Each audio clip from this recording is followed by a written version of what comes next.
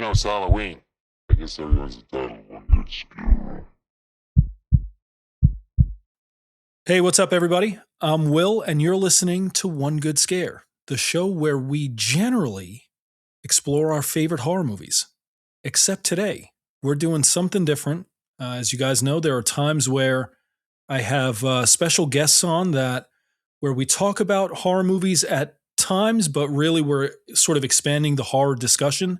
Guys, I am super excited to have Briana and Kaylee in the studio at a distance with me today. We are going to be talking about something super, super important. So strap in, settle down, and thanks for joining us. Briana, Kaylee, thank you for being here with me. Introduce yourselves to our listeners. Yeah, thank you so much for having us. I can go first. Hi, nice to meet y'all. My name is Kailee Pedersen. I am an author of speculative fiction. I was adopted from Nanning, China, and grew up in Lincoln, Nebraska, where my family owns a farm. I'm the author of the queer poetry chapbook Pastoral and the Midwestern Gothic novel Sacrificial Animals, which was named one of the New York Public Library's best books of 2024 and a finalist for Best Horror at the 2025 Libby Book Awards. I'm also an opera singer, and my second novel, The Minimalist, releases in August 2026. And I can go ahead and go. So, hello, and thank you again for having both of us on. My name is Briana N. Cox. I'm an author and a screenwriter that I focus mainly on horror and speculative fiction. So I have an upcoming horror novel that drops in March called Indigence. And I am also working on an upcoming historical drama film that is hopefully dropping next year for the film festival circuits. I have been named one of the emerging screenwriters to look out for on the next list, and I've placed in things like the San Francisco Film Festival, the Nashville Film Festival, all those fun things. So yeah, I'm really looking forward to talking for today. Guys, I'm super excited to have you both. I have 1,000 questions that are in my brain, which usually happens. So just a fair warning, I will try to filter them down as best I can. But there's an overlap in both of what you shared, and that's that you each, both of you, write in speculative fiction. Now, I understand what that is, but I think there may be maybe if a listener or two who doesn't know what speculative fiction is. Can you give us a working, sort of helpful definition? I would say it's just an umbrella term for any kind of works that is not strict realism. So that can encompass anything from fantasy, sci-fi, horror, everything from really extreme or intense examples of those genres to works in which the mystical or magical elements are much lighter. Brianna, what do you think? Yeah, I think that is a perfect definition. So I feel like lots of people do not consider horror specifically speculative fiction, but I definitely do. So I will continue including it in there. Which I appreciate. I am a huge. I love reading across the genres. Well, that's mostly true, but I especially love, sci-fi, horror, some fantasy, depending on the direction it goes in, that kind of thing. But I'm a huge, huge horror nerd, huge sci-fi nerd. I'm again just excited that you guys are here. So, Kaylee, tell us a little bit about maybe about your journey, your priority as a writer. What are the things that you care about most in your writing? So I started writing very young, but I only really became serious about it around the age of 13. I had a really wonderful English teacher in high school, Mr. Dutch Thorne, who really inspired me to consider pursuing writing as a career. And I'm very lucky now to be able to do it, even though it's not yet my full-time day job, hopefully one day. I think for me to persist through the work of getting through a novel, I really need to write about things that I truly care about. I can guarantee that all of my works come from a very deep place within my heart, my spirit, my soul, about things that really move me and that I truly want to convey to the reader. I think it's important for me to write about things that I feel are in some sense real and true, even if the story is fictional. So that authenticity, that intensity of emotion, the kind of like operatic quality that some of my works perhaps have, derived from my training as an opera singer, I think those are all really important to me. That's awesome. Briana, what about you?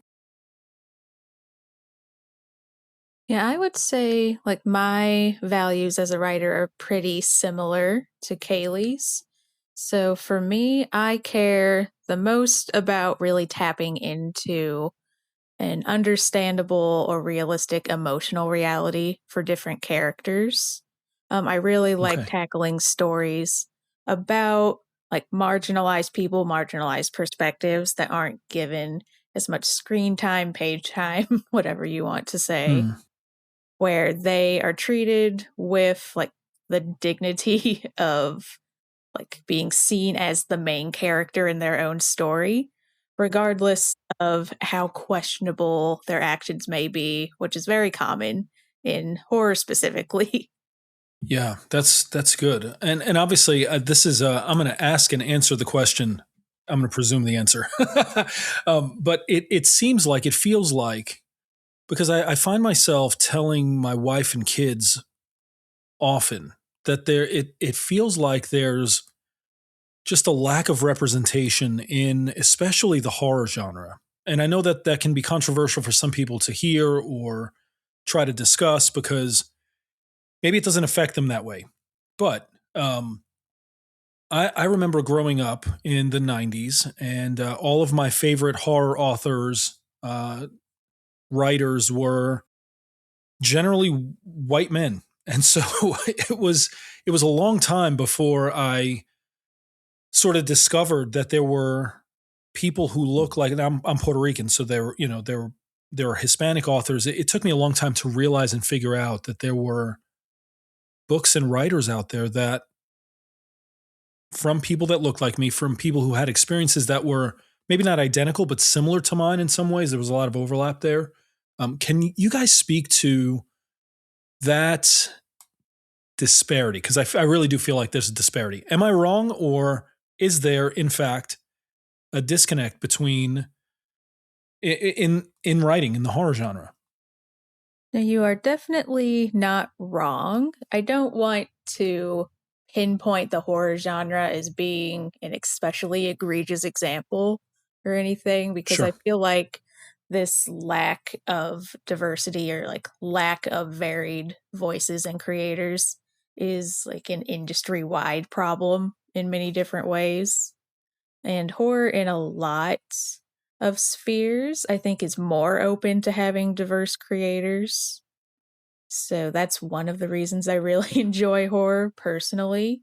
But there's definitely a general dearth in authorship of different groups Sure. that I've found.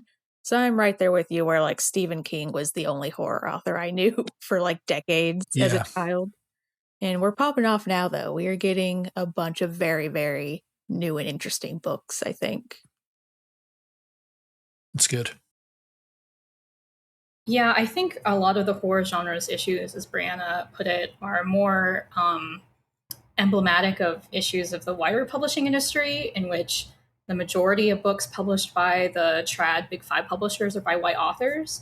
And we're also currently maybe seeing some kind of retrenchment against previous diversity initiatives. I recently saw an article suggesting that it's harder for LGBTQ plus books to be picked up now, or there's like more concern around that due to like the political situation and the book bans that have been occurring. Sure. I guess it speaks to a growing frustration with the political climate, the socio-political climate that we're in, where for a minute it felt like maybe we were moving in the right direction as a culture, as a society, towards things like maybe not so much reconciliation, but definitely some conversations around, acknowledgement of wrongs, injustice, right? DEI initiatives, those kinds of things. Obviously, so much of that has been just thrown off a cliff here in the last, especially year. What do you think on a smaller scale? What do you think is contributing to that disparity in publishing, in writing? Yeah, that is a very complicated monster, I would say. There's a bunch of like interweaving elements to it. And Kaylee, Sure. I think this may be a good time to go into the whole own voices categorization as well, which definitely contributed to it in many ways. But Yeah, sorry to interrupt you. oh yeah, you can go first. Oh, I was just thinking, yeah, in terms of own voices, I mean, just what we wanted to say about it. I think one of the things that maybe spurred some of that label forward was because there was this phenomenon in which maybe people from outside certain communities, e.g., white authors writing characters of color, were doing it in ways that were maybe insensitive or just not well researched, however well intentioned. And I think that was causing obviously a lot of pain and frustration because these authors could get more attention or more money for works that weren't really coming from within these communities. And I think that's also part of an issue of the industry because it's kind of hard to deal with it when you are, for example, like an Asian author, but you know that if you were white and wrote about these Asian characters, you might be paid more in advances, for example. Oh, that's interesting. In a bad way, but that's interesting. But yeah, there's definitely that long-standing issue, I would say, of like works that are about certain groups that are not by or even necessarily for those groups as a target audience. Where Sure. around like 2019, 2020, I feel like the publishing industry was trying to address that more with the Own Voices label, which kind of caught on fire and exploded and died after 1 or 2 years for various internal reasons that just came from like a place of good intentions that wound up not working out very well. So it's one of those like DEI initiatives where like the effort was there, but it was not, I think, led in a way that was helpful. And it just wound up entrenching more of these harmful norms for many writers. So, yeah, that was definitely part of what resulted in some of these more diverse voices fizzling out a little bit, I think. But there Sure. is also that broader cultural and external impetus with just the social politics of the time. Do you think it's motive? And obviously, this is. I'm sure the question is maybe too reductionist for its own good, but do you feel like fear is driving some of those reactions and responses, or the stepping away from what really could have been something more robust and inclusive? Do you feel like fear is the motivating factor, or is it something else?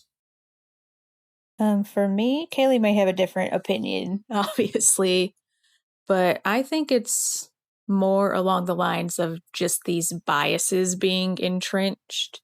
Because I Mm, just got done talking about that UCLA diversity report that came out about specifically films and television in 2024, where the data showed that things that are more diverse made by a more diverse cast and crew actually do better.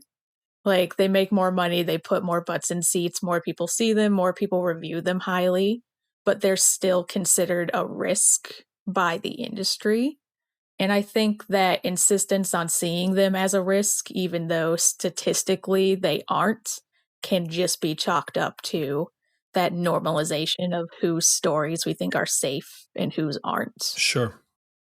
I would agree. I think there's an element of like complacency too. I do think there's this tendency to, when there is maybe, let's say, a winning category or formula or trope or book concept, to try to keep pressing that button more, um, and have more of those types of books come out.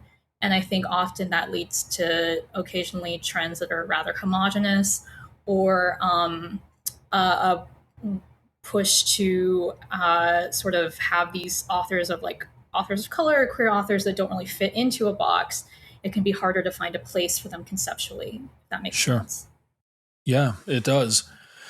You know, on the movie side of it, I wonder if some of that, Briana, what you were talking about was seen in sort of the reception to Ryan Coogler's Sinners, where highest grossing horror movie of 2025, hopefully wins a bunch of awards in the Academy Awards coming up.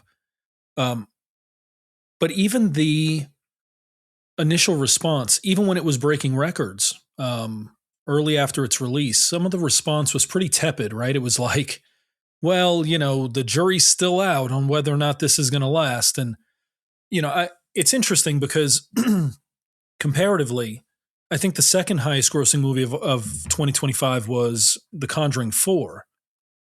Decidedly not a diverse cast, a pretty standard horror movie in that sense. And the response was very different, right? It was more, the positives were way more, they were levied a little bit faster, if that makes sense. And so I wonder if that difference, that disparity is seen across the board. I'm sure it is. I think it's a question that probably has its own answer or answers itself. But,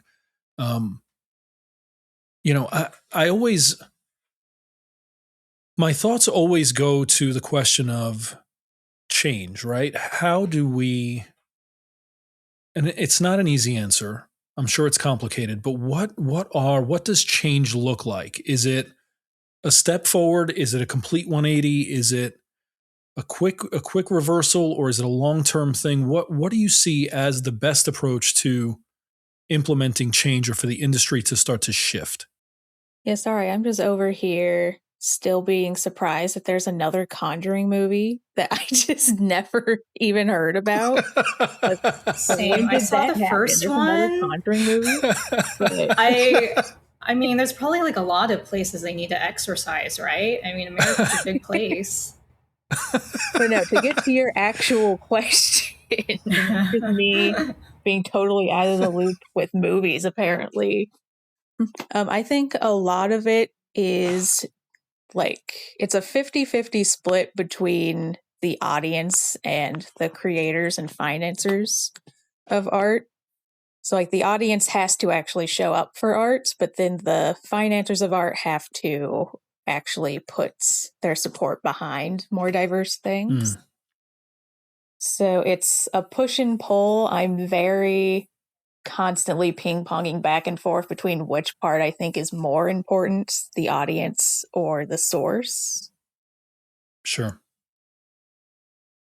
Yeah, I am a big proponent of audiences seeking out their own media. So looking at more independent things, looking at mid-list authors, looking at older movies, looking at less well-marketed films, less well-marketed television shows, because there is almost definitely a more diverse voice in the mix.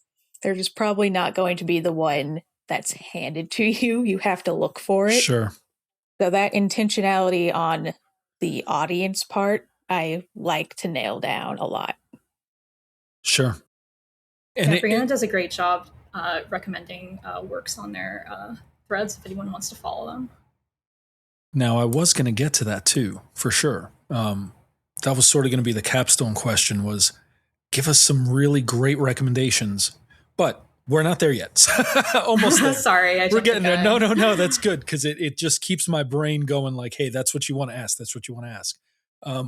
Briana, to your point about The Conjuring 4, it is a really unfortunate thing that there is a fourth movie. The third one was not great, and the fourth one was somehow even worse than that. And, it was unnecessary, but here we are. And what's interesting is that even in movies that didn't fare as well as Sinners, let's say, movies like Weapons, which I thought was a great movie, Black Phone 2, which I really didn't like as a movie, 28 Years Later, those movies paled in comparison in terms of box office draw, even the metrics where folks went to see the movie more than once, Sinners really blew a lot of these movies out of the water.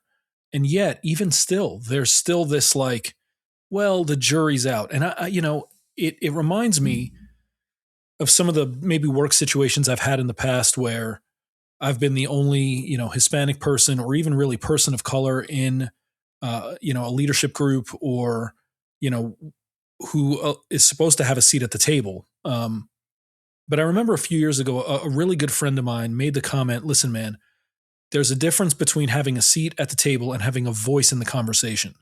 You can have a seat, they'll let you in, but what good is being at the table if you don't have input, if you don't have say, if they're not, if there's not a sort of a give and take in that. And I think hearing that really shifted the way that I thought about a whole lot of things.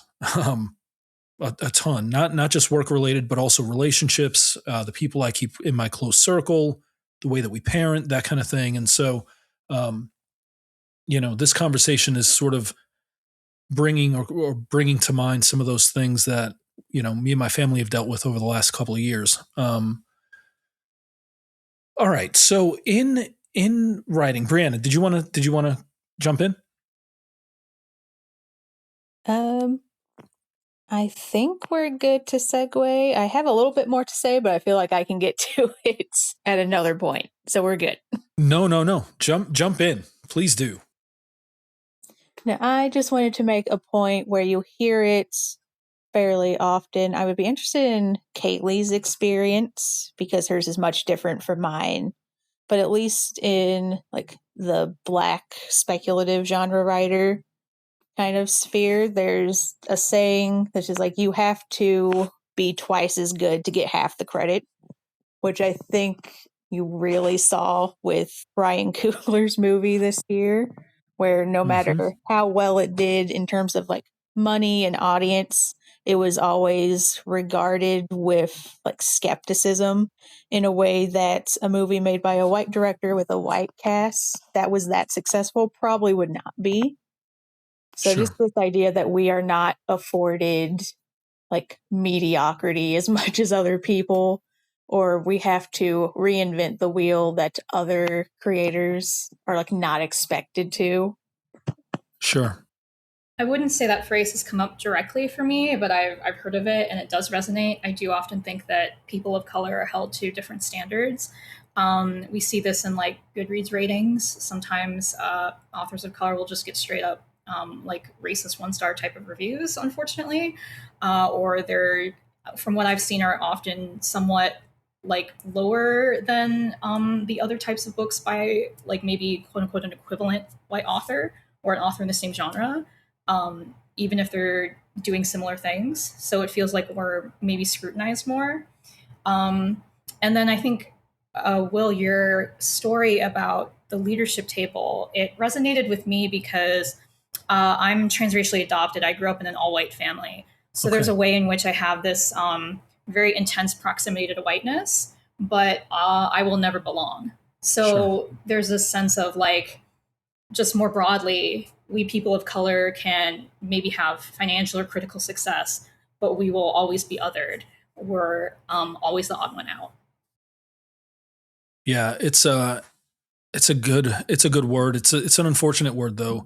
Briana, when you mentioned, working twice as hard to get to receive half the accolades, that kind of thing. It's something my dad used to say. Growing up in New York City, that was his experience as a Hispanic man was, I'm going to work twice as hard and I'm going to get half the credit, and as my white sort of equals and counterparts. And so it was always something that stuck with me, that, and the tug of war then, at least for me, became with different things, even with creating like the Red Treehouse podcast, that kind of thing, is, do I really want to put in the extra amount of effort for a fraction of the recognition, or a fraction of the kind words, or a fraction of even just people being receptive to me? And so my general answer is yes, because obviously there's a huge part of this where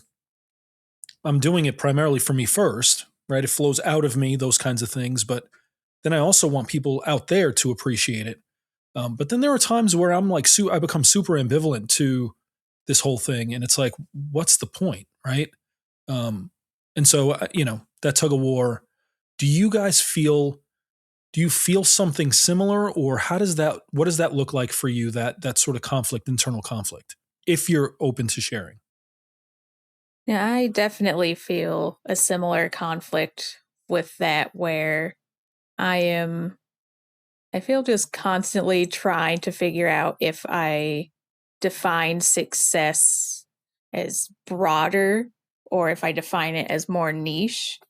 So, like, who is my audience? Who am I trying to appeal to? And am I actually reaching those people versus like a more traditional version of success that may not even include who I want my target audience to be? So Sure. there's always that constant push and pull of it would be very nice to get more traditional accolades for stuff just because that affords more accessibility. But am I sacrificing my actual lens, my actual audience, who I'm trying to speak to, if I'm trying to make Sure. this more accessible to myself? And I think at this point, like I'm in my 30s and I'm more concerned about defining my audience than I am about having as broad a success as possible. But that Yeah, might that's good. tomorrow, who knows? I think I would write even if no one read it. So, on one hand, I have a lot of determination to put my work out there. On the other hand, I struggle a lot with like mental health, insecurity, and anxiety. I recently got a Nebraska Book Award fiction honor and went back to my hometown to receive it. And I remember going into the award ceremony, and the person presenting the award looked me in the eye and said, "Are you one of the authors?" Huh. That's wild. That is awful. I would have thrown That hands is with him if I was wild. there, just so you know. Yeah, that's the kind of stuff that would get under my skin so quickly, so badly. And it would like, I would ruminate on it for an unbelievable amount of time. How did you handle that in the moment? I just said, yes, I am. And then they asked how I pronounce my name. And then I went and accepted my award. It was like the whole week was kind of like microaggression city. Yeah. Like I got told I was really articulate. I got asked if these were my parents, and I'm like, no, these are just some random people I dragged with me because obviously my parents are a different race. Sure. I had someone tell me that they empathized with me growing up Chinese in Nebraska and experiencing racism because the fictional characters they wrote who were Asian in their book also experienced racism. And Whoa. I was like, okay, interesting. So I mean, it's Nebraska. I mean, I lived there for my childhood, and that's the whole theme of the first novel I wrote, Sacrificial Animals, which is like Nebraska is a very challenging place to be. So sort of felt like a recapitulation of those themes, I think. Sure. But at the same time, I was able to go back to my high school and talk to the kids there about being a queer author of color and encourage them in their artistic journey. I was able to see that Nebraska now has some LGBT organizations that weren't there when I was a teenager. And so that made me feel more positive for the kids growing up there. So it was just like, I think you kind of take the good with the bad. Sure. Man, just giving that's me return to my hometown flashbacks. Just I do think there is some beauty in you sharing your story here, where you were able to go back, and people are as ignorant as they are at times, and they say things that I think in their head sounds way better than it does in the open. What are some of the wins that you have experienced? I know that things have been tough. I know that there have been some rocky roads and some really difficult things you've encountered. Both of you have encountered. What have been some of the small pockets of wins that you guys have had? Just the things that have sort of, even to some degree, validated the path that you're on, the work that you're doing. Yeah, I wouldn't even necessarily say that they're like small pockets of wins for me. Like on paper, I feel like I'm doing pretty good artistically and creatively. Yeah, it sounds like it. Yeah, so I've like found an audience for my work. I have found a nice source of financial help so that I can actually get my work in front of audiences who may not be able to just see it or may not have it put in front of them as often. I've met some like amazing people who are actually near me and like I can have coffee with them and just talk about writing, talk about the creative process. So while there are like the obvious issues with accessibility, Sure. gatekeeping, and microaggressions, at least for me personally, I feel like I am starting to like eke out where I am in the ecosystem in a way that is good for me and my mental health and Sure. also gets me in the rooms that I value being in. That's great. I'll start with one win. Brianna and I reconnected as part of our book tour. So we have been friends for a number of years. That is one that I will not disclose, but we have been friends since high school. We went to an arts summer thing together called Young Arts, and we stayed connected. And then when I saw they had a book coming out, they were kind enough to go on this podcasting tour with me. So that's always been wonderful to reconnect with old friends and chat about some really interesting conversations with them. I would also say, yeah, for me, I honestly consider it just a win that my first book even got out there. I actually quit the book in the middle of the pandemic, had a lot of mental health things going on, and also lost my job.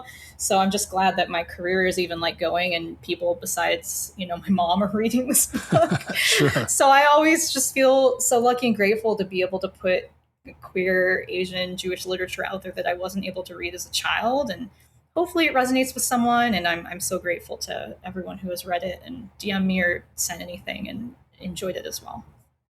I think it's amazing.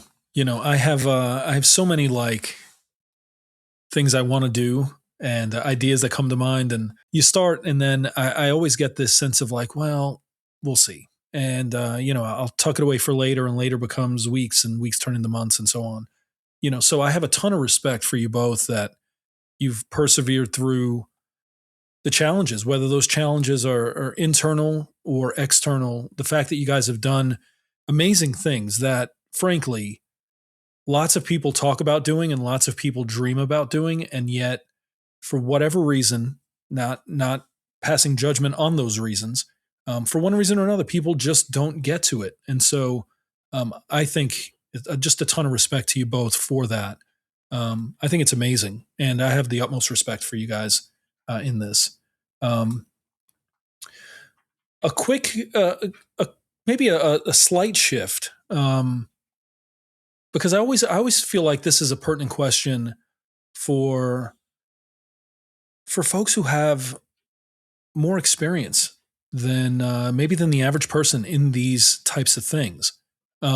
Nuggets of wisdom, even one thing for someone who is, a person of color who's really wanting to get their work out there, or even just wanting to get started with putting their work together.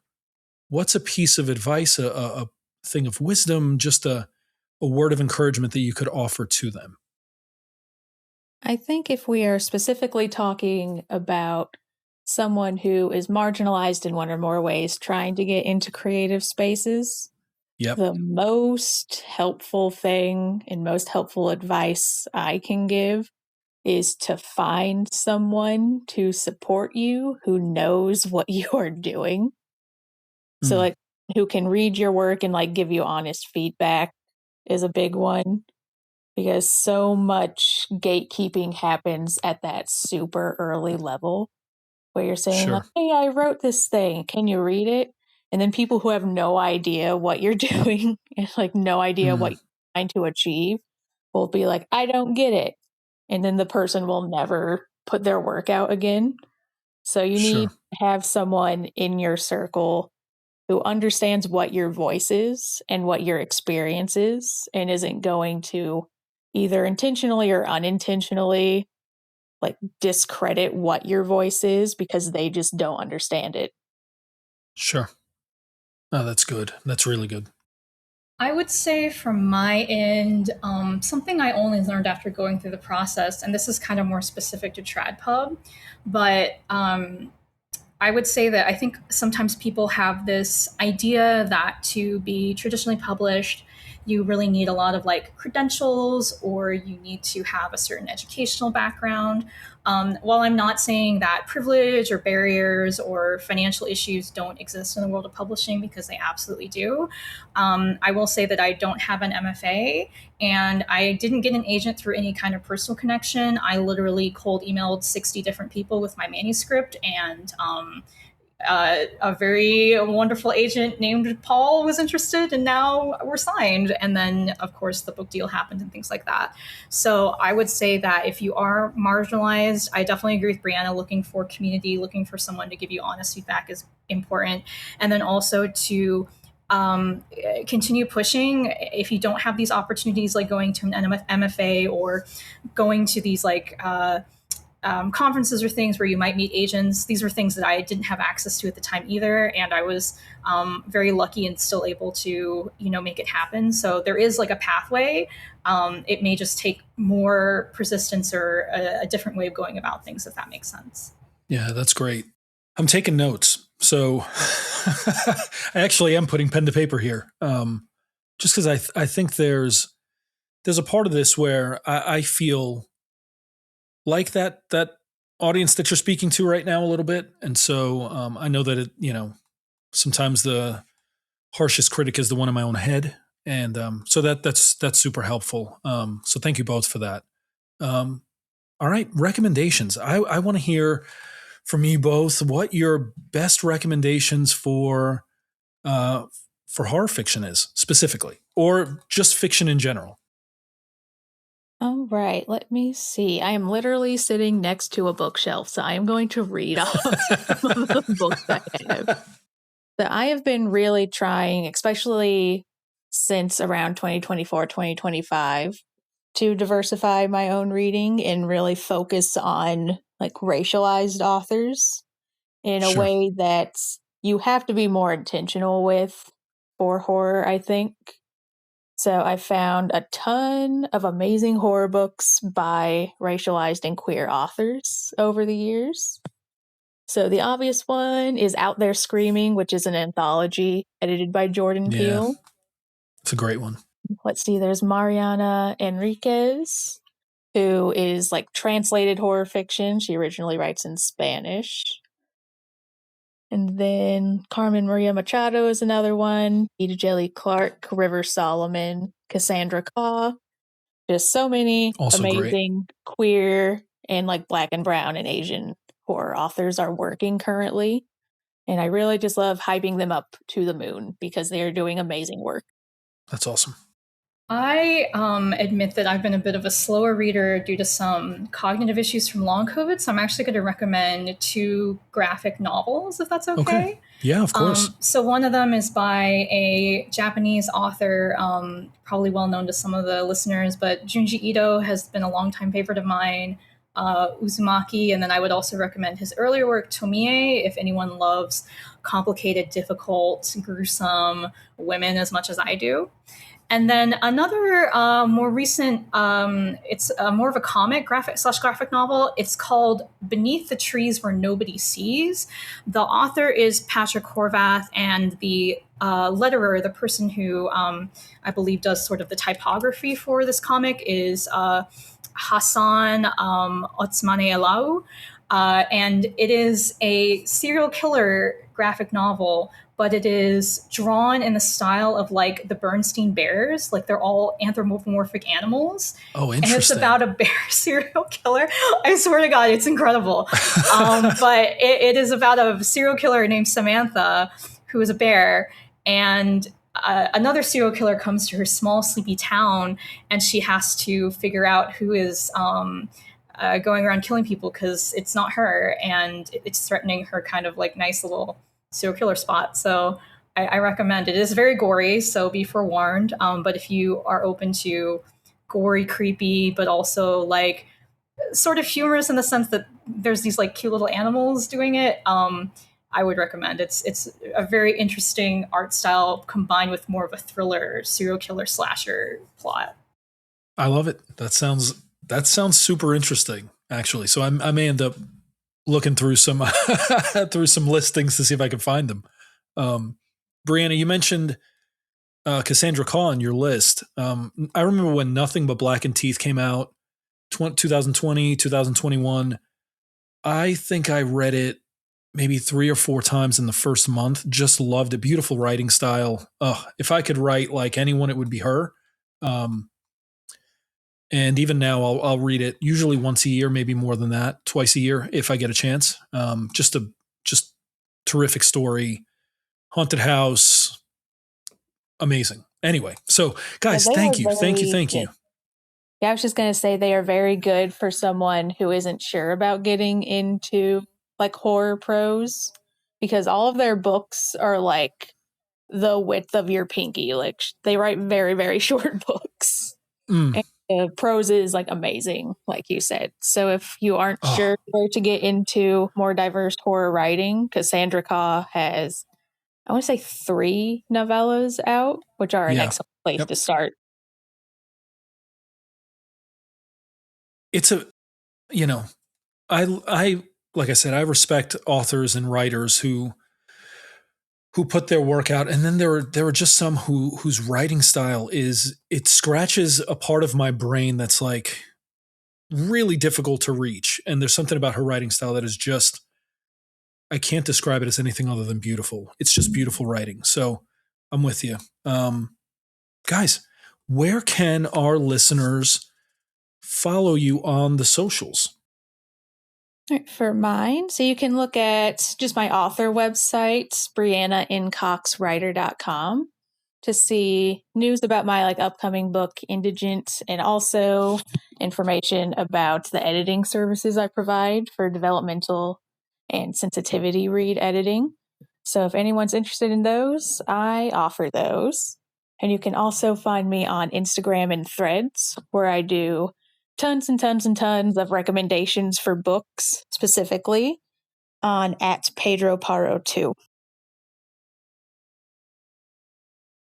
Yeah, for me, you can go to my author website, KaileePedersen.com. It has links to all of my socials. I would say I'm most active on Instagram, which is Kailee_Pedersen.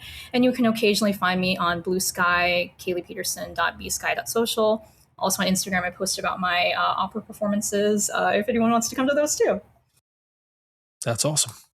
I'm so grateful that you guys were able to join me. It's been a great conversation. My wheels are spinning. So there's a real possibility that I reach out for a second episode in the coming weeks and maybe a month or two down the line.